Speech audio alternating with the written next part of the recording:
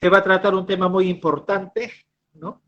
Que es la incorporación del enfoque intercultural en la gestión pública, ¿no? Cómo el servidor público en una sociedad como la nuestra, que es pluricultural y multilingüe, ¿no? Tiene la obligación, ¿no? De comportarse con equidad, con igualdad y con respeto, ¿no? En su labor como funcionario público. Yo creo que es un tema muy importantísimo que lo va a llevar a cabo el licenciado Rubén David Vila Piwe, a quien les doy las buenas tardes y lo dejo con todos nosotros.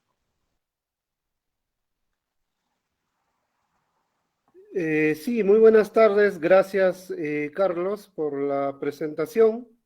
En primer lugar, agradecerles y felicitarles por este tipo de actividades que contribuyen a la reflexión respecto a qué tipo de país y en general qué tipo de sociedad estamos construyendo, ¿no? Creo que desde la universidad es importantísimo generar estos espacios en el sentido de que estamos formando profesionales que van a tomar decisiones que van a afectar la vida en general y en particular muchos destinos, ¿no? De ciudades, de gobiernos, de sectores, de instituciones, ¿no?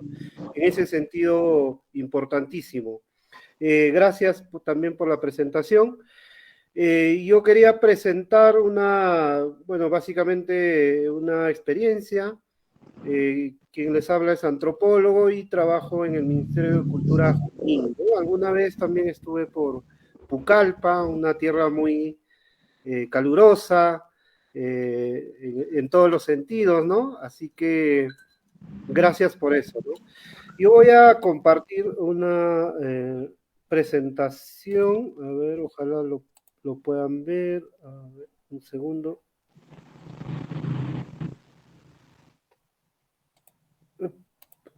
Voy a presentar un PPT para que puedan también visualizar de mejor manera, ¿no? Entiendo que en esta reunión están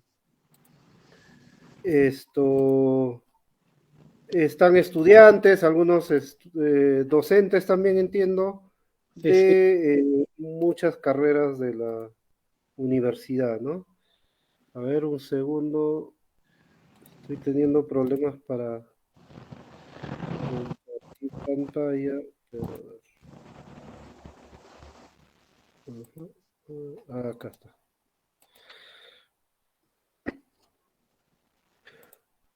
Ahí está. Espero que estén viendo la pantalla. No sé si puede confirmarme Carlos o alguien de... Sí, está bien, sí se está viendo. Perfecto, muchas gracias. Ya. Entonces, como ya lo dijo al inicio, va a ser una pequeña presentación, quizás al final podamos hacer luego un pequeño diálogo, que lo importante de la interculturalidad básicamente también es el diálogo, ¿no? Entonces yo quisiera empezar con una pregunta que es sencilla en sí misma, pero a veces complicada de responderla, ¿no? Sobre todo en términos culturales, ¿no? ¿Quiénes somos nosotros, los peruanos, las peruanas? No sé si alguien de la sala se puede animar a respondernos, ¿no? Si es que alguien nos pregunta, ¿no? Nos encontramos con un extranjero y nos pregunta, ¿y ustedes los peruanos quiénes son? ¿Cuál sería una respuesta breve, digamos, que nos podría describir a todos y los peruanos? ¿Alguien se animaría?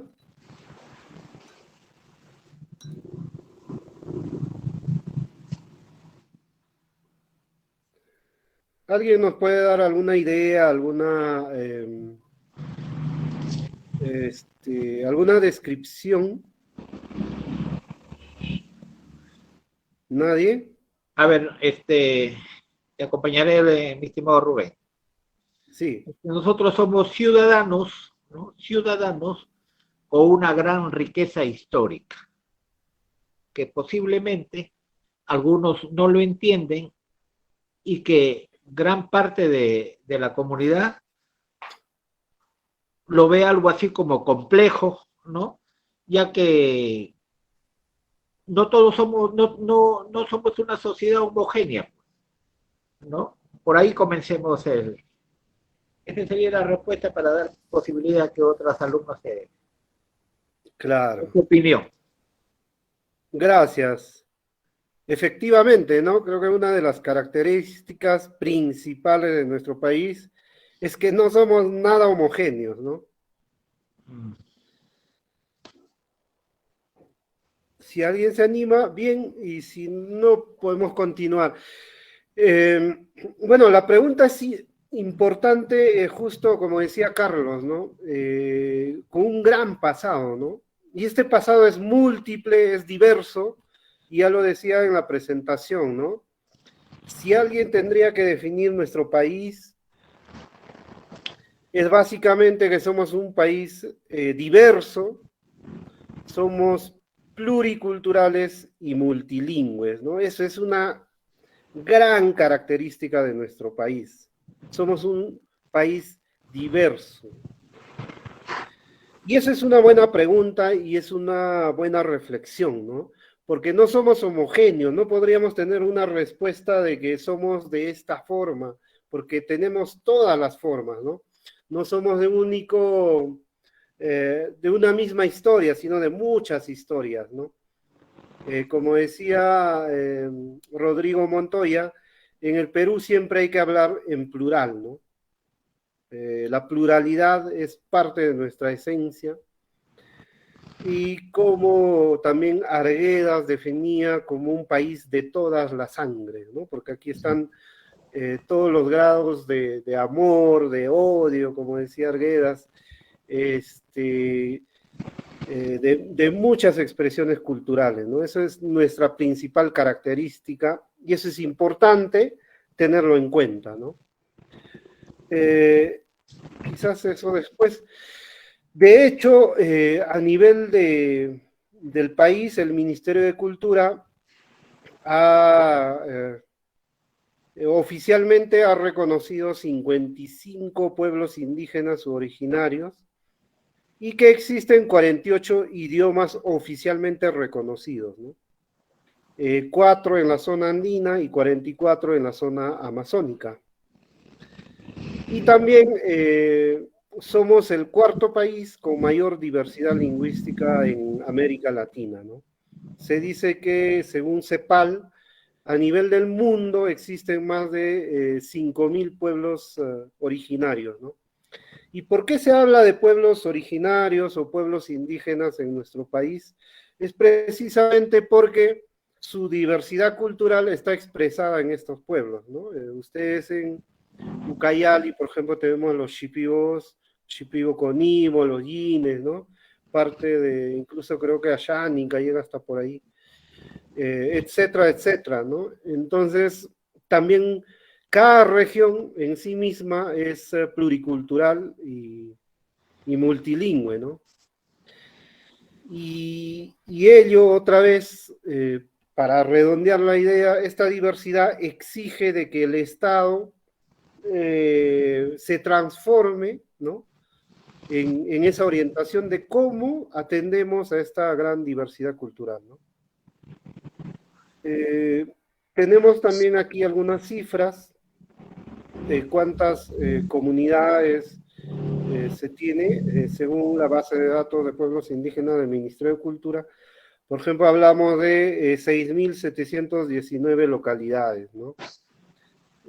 Aproximadamente 4.500.000 peruanos tienen como lengua materna una lengua indígena distinta al español, ¿no?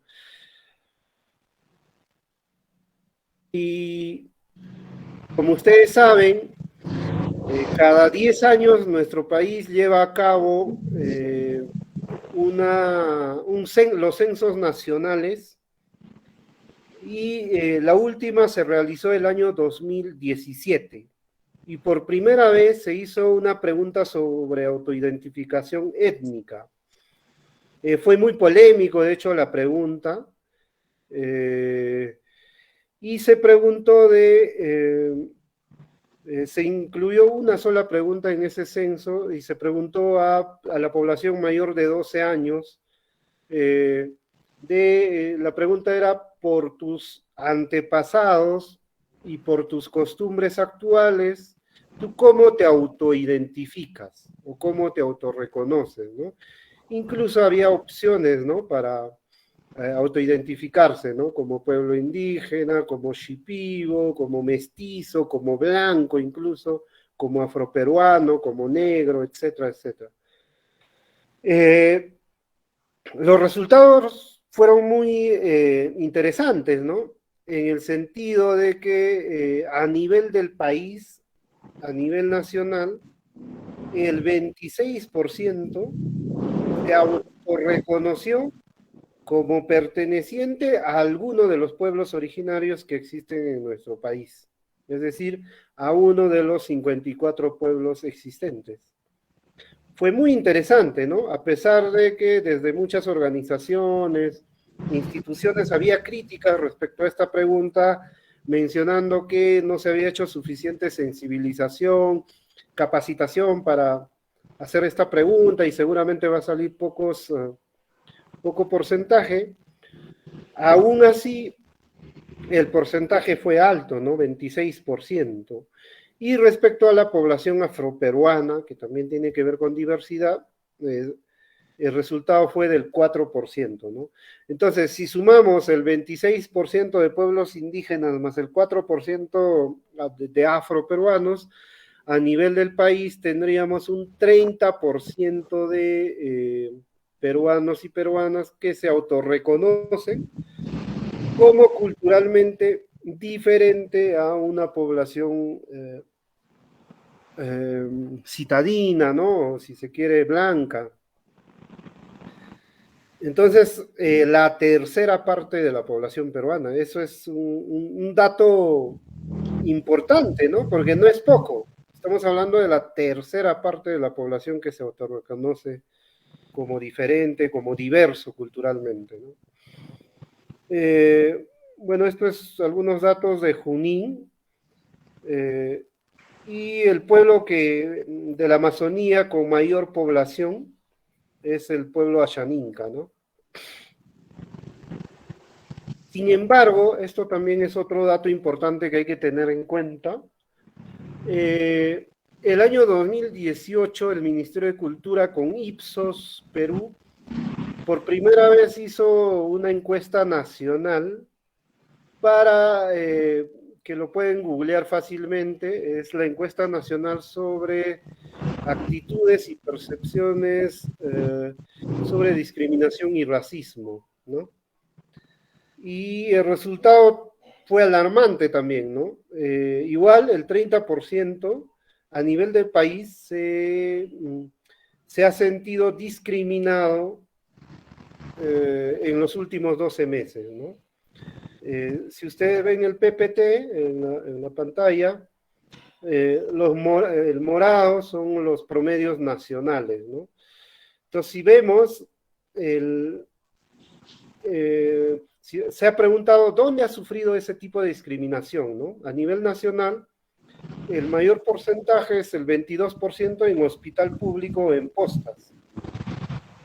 Y acuérdense que hemos pasado una época de pandemia, ¿no? Donde hemos requerido los servicios del sector salud, y es el lugar donde se ha recibido mayor discriminación y racismo, ¿no? El segundo lugar a nivel nacional fue la comisaría, luego las municipalidades, ¿no? El centro laboral, el 12%, ¿no? Entonces, estamos hablando de que el mayor porcentaje de discriminación está centrado en instituciones públicas. Y eso es muy grave, ¿no? Porque se supone que los funcionarios públicos somos, en otras palabras, los trabajadores del pueblo, ¿no? Los trabajadores de la ciudadanía. Es decir, sus propios trabajadores discriminando digamos, a los titulares de derechos que deberían ser los ciudadanos, ¿no? Eso es grave. Y también se ha preguntado cuál ha sido el motivo, por qué te han discriminado, ¿no? El mayor porcentaje es por el nivel socioeconómico. Luego, por la forma de hablar, ¿no? Como ustedes saben, quienes tenemos una lengua originaria como lengua materna, ¿no? Desde esa raíz hablamos el español. Por lo tanto, obviamente vamos a tener algún tipo de dejo, de acento especial, y por esa forma de hablar han sido discriminados el 26%. Luego, por la forma como se visten, ¿no? O nos vestimos, el 25%.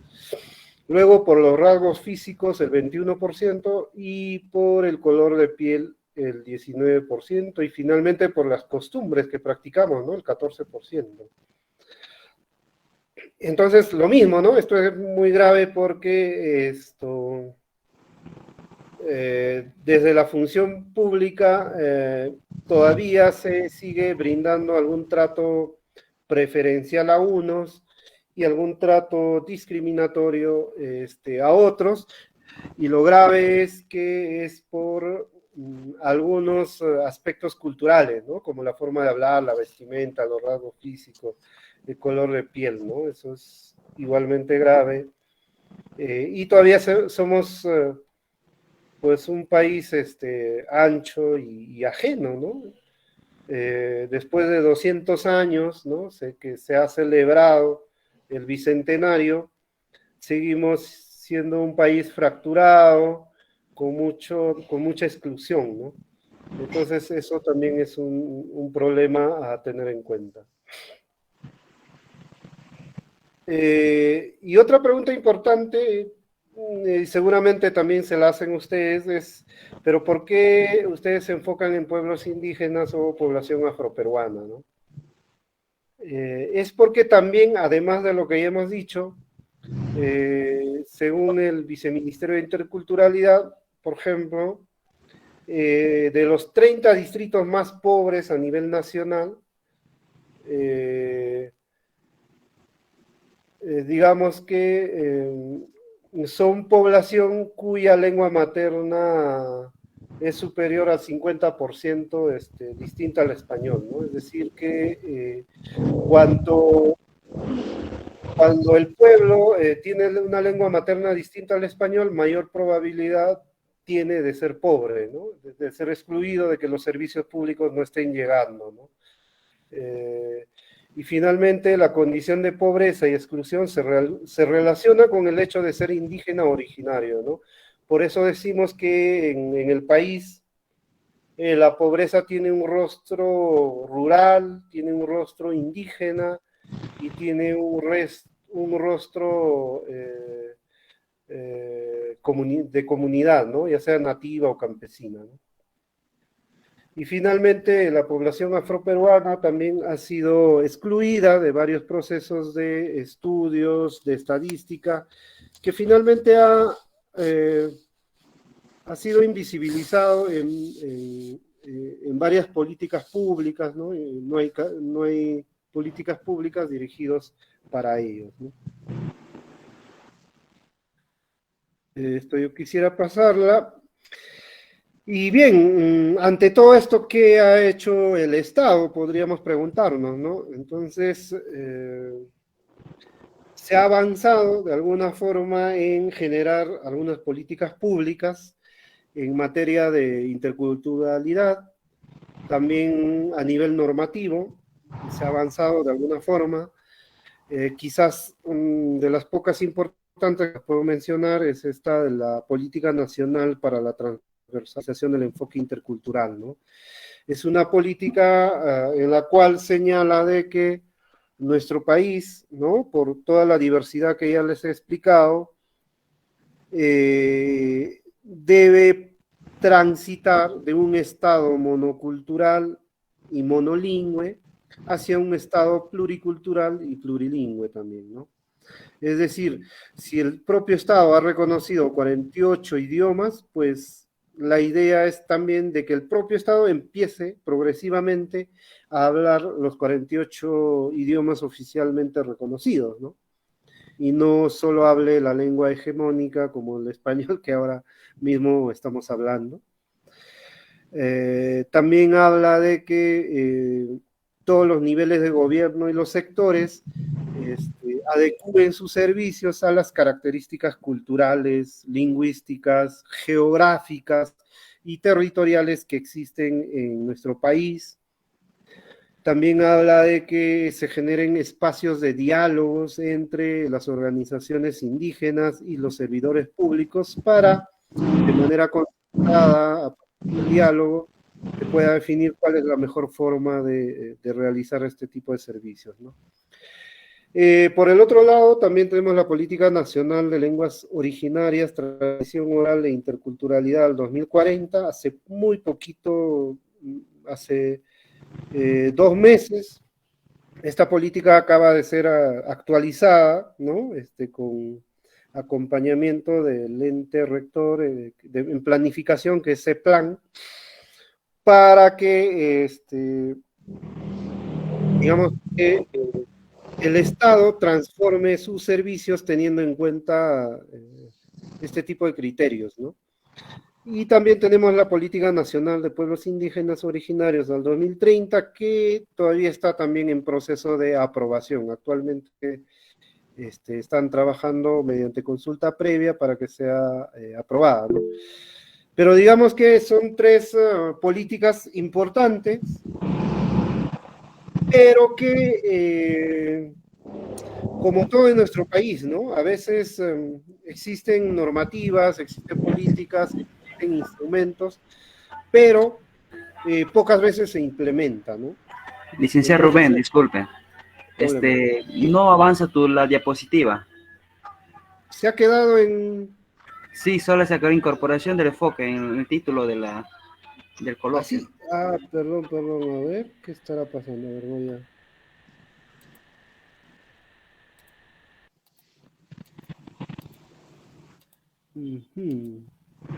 A ver, voy a dejar de compartir y voy a volver a compartir, a ver.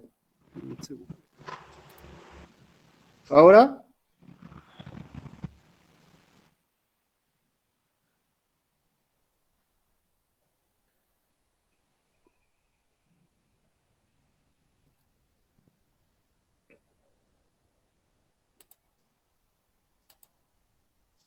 A ver, un segundo, por favor.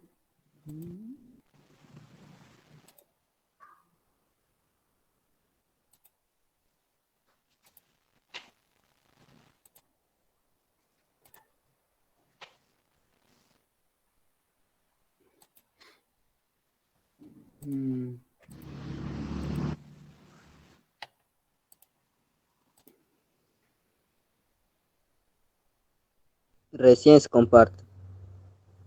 ¿Ahora sí se puede observar? Sí. Sí, licenciado. Uy, perdón. Rubén, Sí. como este es un coloquio, ¿no? Ajá. Podemos interrumpir en cada momento Sí. para que las ideas sean más precisas, ¿no? Me parece Claro que que el tema es muy interesante, fíjese, Ujú. porque en la gestión pública y en los poderes del Estado, por ejemplo, en estos momentos, recién, como usted dice, recién se están incorporando, ¿no? Algunas políticas interculturales, ¿cierto? ¿No? Y en realidad la administración pública no está capacitada todavía para ver a nuestro país en forma diversa, ¿no? Ujú. Faltará más capacitación, no sé, pero yo te traigo a colación, ¿no? Ujú. Y, y a todo el auditorio, para mencionar que, por ejemplo, esta fue una versión de una estudiante de la universidad, ¿no? Ella me contó, porque yo toqué el tema sobre la Declaración Universal de los Derechos Lingüísticos, ¿no? Entonces ella lo contó en el aula de que quiso sacarle su DNI a su niña, ¿no? Entonces, ella lo pintó a la niña con sus, con su manera, con los, eh, con una iconografía en la carita, ¿no? A la niña, ¿no? Claro, Con claro. su propia de su pueblo originario. Entonces le tomó la foto y se fue a la Renier, ¿no? Llevándole la foto de su niña, con esas características en su cara, ¿no? Y fue rechazada, ¿no? Fue rechazada la foto, ¿no? Le dijo, no, que así no debe tomarse, que tiene que ser con la carita limpia, ¿no? Entonces, ella recién se enteraba de la existencia de una norma, por ejemplo, supranacional, ¿no? Como es internacional, ¿no? Como es la Declaración Universal de los Derechos Lingüísticos, ¿no? Entonces, ella recién sabía, ¿no? Recién sabía la existencia de esa declaración, ¿no? Donde ahí, por ejemplo, si ella hacía alusión al tema, ¿no? Y a la manera como había sido tratada, ¿no? El funcionario público tenía que acceder ahí, ¿no? Acceder, ¿no? Para reconocer, porque ese es su autoidentificación, ¿no? Es parte de su, de, de un Su arraigo ya identidad. cultural, ¿no? Que viene ya ¿no? De por vida en la comunidad, ¿no? Bueno, fue rechazada la foto, ¿no? Pero ¿a qué voy? Es que ya la señorita, en estos momentos que es profesora, mira, ya sabe ya la existencia de la declaración, lo lee. El problema es la otra parte, ¿es cierto, no? La otra parte, ¿no? Y me parece que el tema por ahí va, ¿no? Parece un excelente tema, porque a pesar que nosotros también estamos viviendo en una universidad, mira, tratamos que los administrativos, ¿no? El personal administrativo, el que brinde el servicio, ¿no? Mire de otra manera y a todos como en igualdad, en respeto, ¿no? Será todo, mi estimado. Claro, gracias. Gracias, estimado Carlos. Sí, efectivamente. Es decir, ¿no? Hay como varios mundos, ¿no? La verdad, incluso que no se entienden en un solo país, ¿no? Que no nos entendemos en todo caso. Hay, digamos, un mundo más letrada, más, digamos, centrada en cierto poder, en cierta dinámica, ¿no? A nivel de normativa y demás. Pero por el otro lado, también tenemos pueblos, comunidades, ciudadanos y ciudadanas culturalmente diversas que a veces nos regimos bajo otros patrones de comportamiento, ¿no? Es decir, nos guiamos, por ejemplo, por nuestra cultura, ¿no? Entonces, la idea es cómo hacer que el Estado y esta ciudadanía diversa se puedan finalmente encontrar, ¿no? Entonces tenemos, por ejemplo, estas tres políticas que ojalá que lo estén viendo ahora,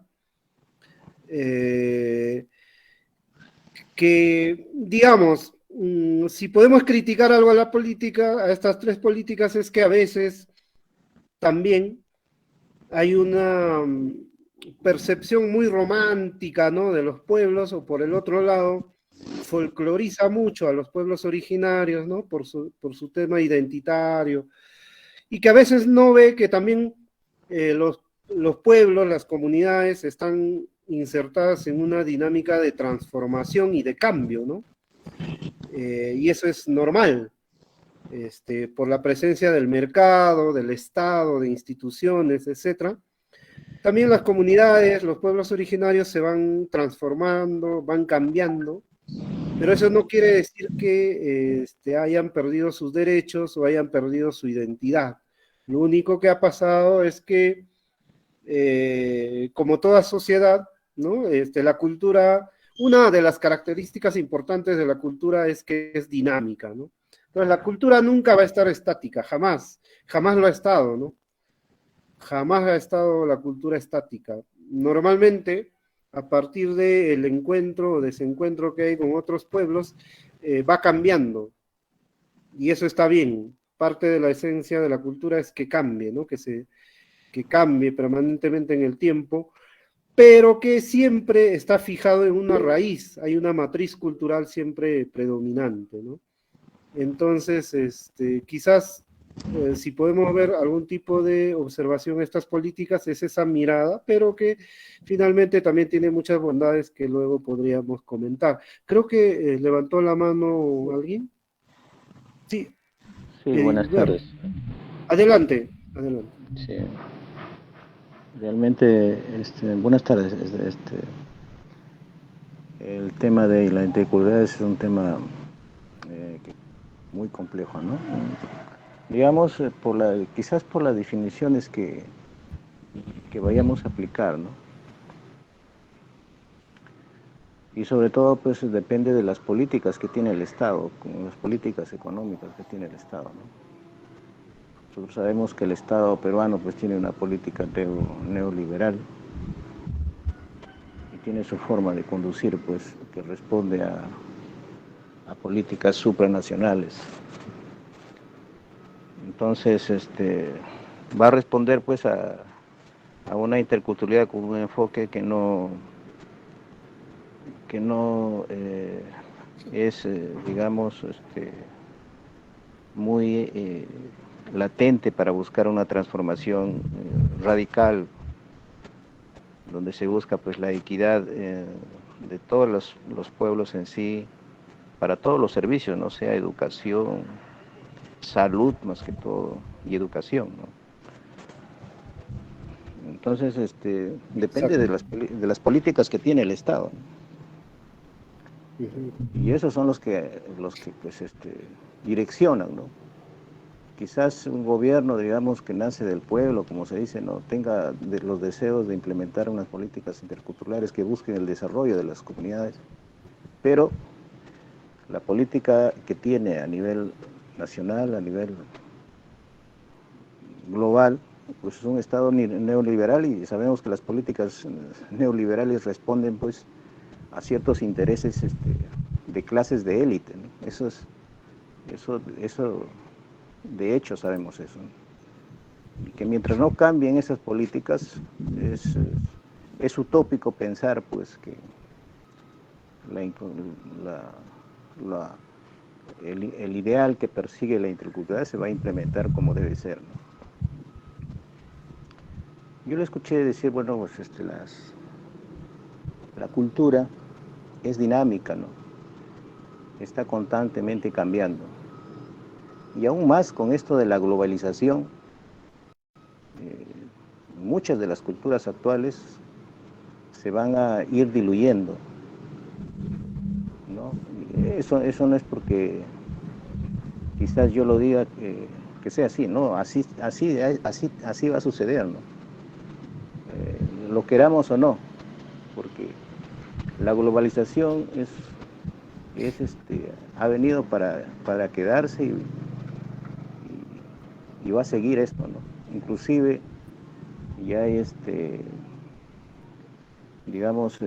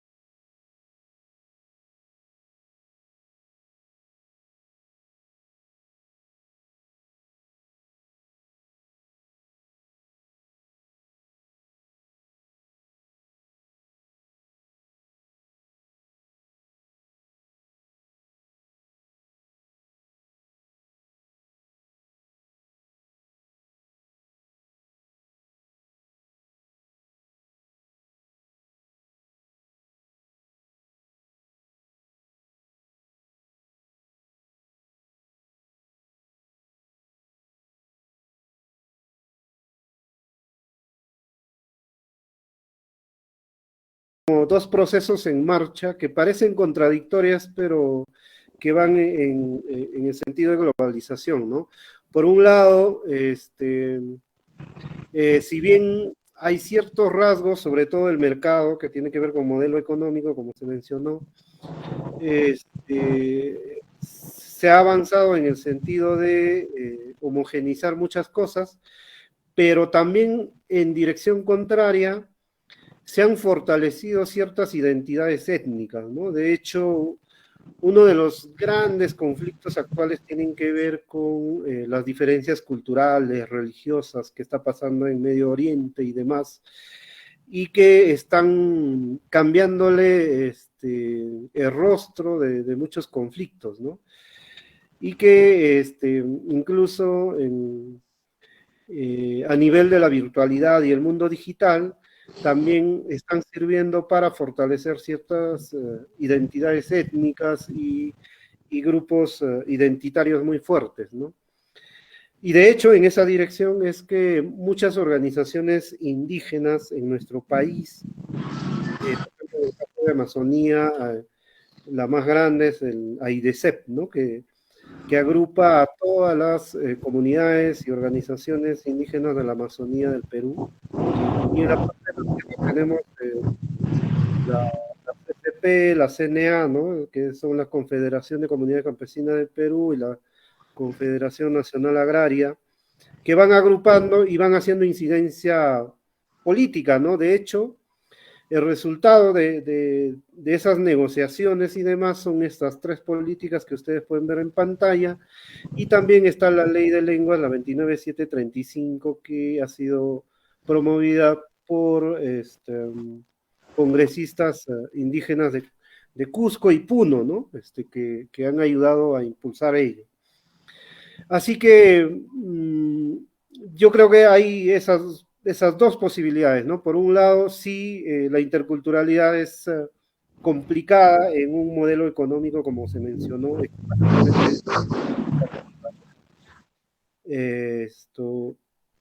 pero que finalmente es una alternativa, ¿no? Porque también, por el otro lado, digamos, poniéndonos un poco tecnócratas, es que en las reflexiones y en los últimos debates respecto a desarrollo y el rol del Estado, cada vez se pone más evidencia y más énfasis de que una gran barrera para lograr que los servicios públicos lleguen con calidad, con pertinencia, con oportunidad y demás, es la barrera cultural, ¿no? Y que cada vez se está avanzando más. Sé que es muy lento aún, pero se está avanzando en que se está poniendo, o por lo menos se está criticando, estas políticas que tengan una mirada nacional, como si todo el Perú fuera homogéneo, ¿no? Progresivamente, cada vez más se está tomando en cuenta las diversidades culturales, y eso es, digamos, algo positivo. No es todavía como quisiéramos, sigue siendo al final, como se dijo, una utopía, pero se va avanzando en esa orientación, ¿no? Quizás, no sé si alguien creo que quería participar también. Por favor.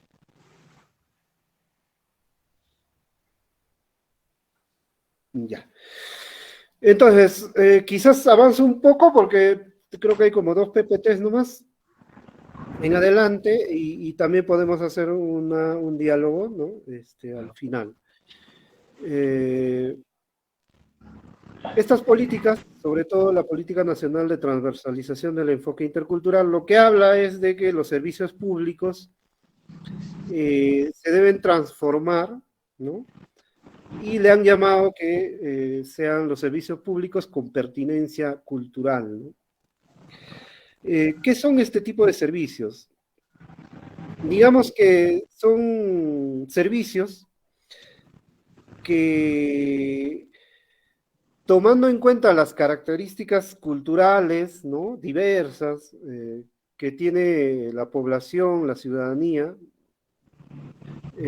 adapten todos sus procesos, sus servicios a las características geográficas, ambientales, socioeconómicas, lingüísticas, ¿no? y culturales de sus ciudadanos, e incorpore sus cosmovisiones y conocimientos hacia el servicio que están prestando, ¿no? Y obviamente esto tiene que estar de acuerdo a los estándares internacionales de derechos humanos, ¿no? O sea, hay un mínimo de entendimiento, tiene que ser con los derechos humanos. Por ejemplo, les puedo contar a manera de ejemplo cómo son estos tipos de servicios públicos. Entre las buenas prácticas podemos mencionar los servicios públicos de salud intercultural, ¿no? ¿Qué han hecho, por ejemplo, en Loreto? Creo que hay una experiencia también acá en la zona andina, en el Cusco y Huancavelica.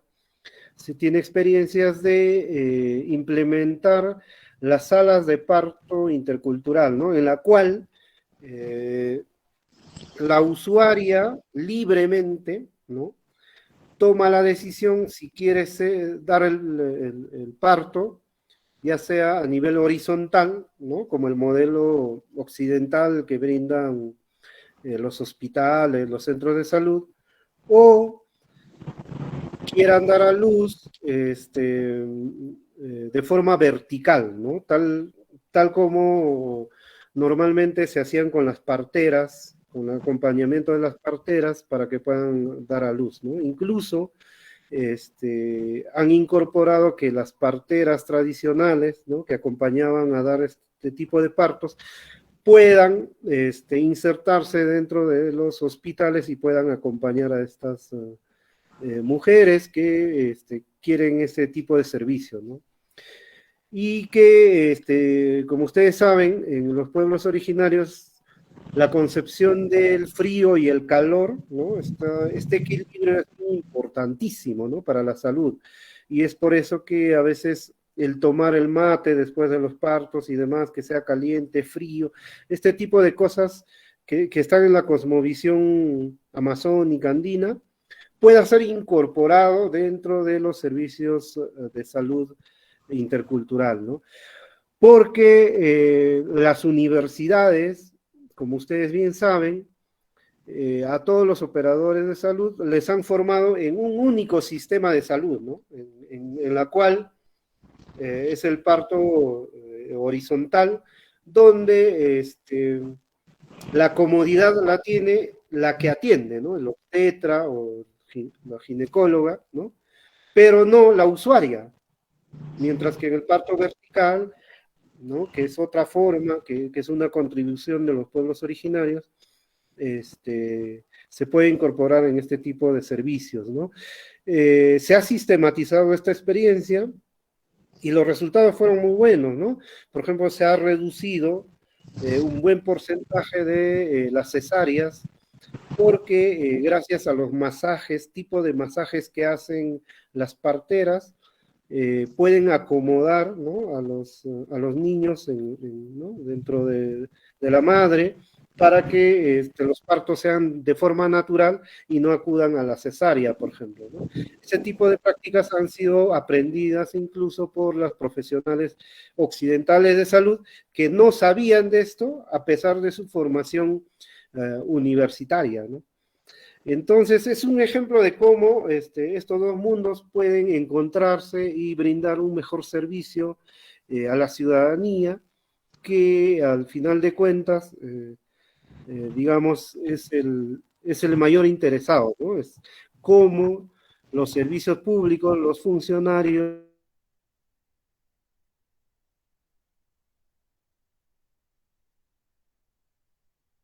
¿no? Sin importar las distancias geográficas, lingüísticas, culturales, económicas, etcétera, ¿no? Entonces es una manera de ejemplo para comentarles de ello. Luego podríamos hablar sobre algunos lineamientos de este tipo de servicios de salud, pero no sé si tienen antes algún tipo de comentarios respecto a lo que hayamos avanzado hasta aquí. Nos gustaría escucharlas también.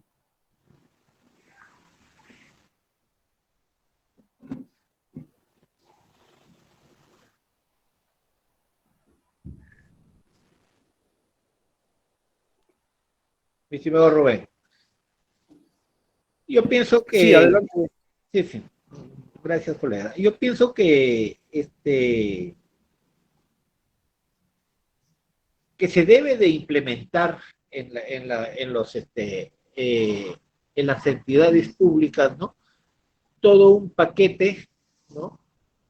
Que incorpore, pues, el enfoque intercultural, ¿no? Paquete, ¿no? Por ejemplo, se debe de capacitar en temas que los antropólogos o cualquier científico social lo manejan, ¿no? Temas de racismo, los temas de xenofobia, de relativismo, de diversidad, de pluriculturalidad, de multilingüe, de multiétnico, de diversidad cultural, ¿sí? Porque pareciera que no conocen nuestra esencia como sociedad, ¿no? ¿No? Ese es el defecto que se está notando, ¿no? ¿No? No tienen idea, como tú dices, creen que la sociedad peruana es una sociedad homogénea, ¿no? Y no es así, pues, ¿no? No es así, ¿no? Entonces, cuando ellos prestan el servicio, como dices, tú lo ves, pues ya lo ven a un negrito y ya lo discriminan, ¿cierto? Ya lo ven a alguien con chapas acá en la carita, ¿no? Y con su manera de hablar ya se están burlando, ¿no? Entonces, mientras no hagamos eso, bueno, la administración pública, pues, va a estar al margen, ¿no? De la realidad, ¿no? ¿No? Va a estar al margen de la realidad, como tú dices, ¿no? Pero se está tratando, ¿no?